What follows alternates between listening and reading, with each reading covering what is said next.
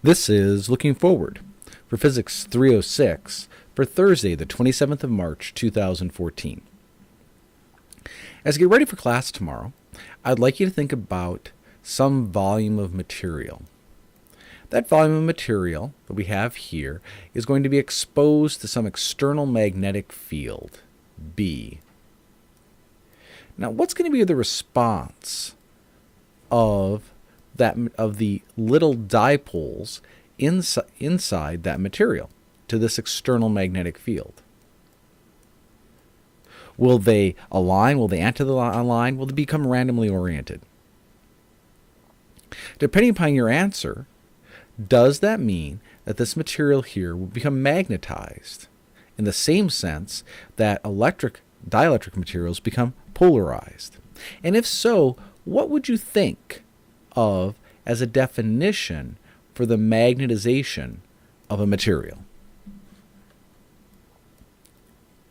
Question number 2, if we work in parallel, has to again do with the difference between electricity and magnetism.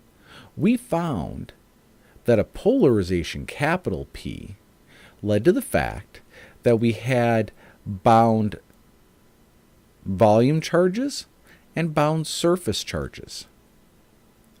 If we have a magnetization instead, we'll call that M, would we expect that to lead to bound volume currents and bound surface currents? Why or why wouldn't we? Related to that, question 3a, what are the equations for these going to be? Just based upon what we had before for the bound volume and surface charges related to the polarization, what might we expect for the bound volume and surface currents from a magnetization? And then finally, question 3b, what's the interpretation?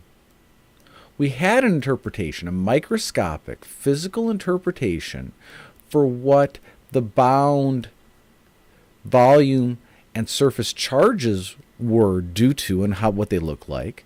What would be our interpretation for these bound currents? What does it mean for a current to be bound, and what could that possibly look like, especially relative to the idea that we expect there to be coming from a magnetization?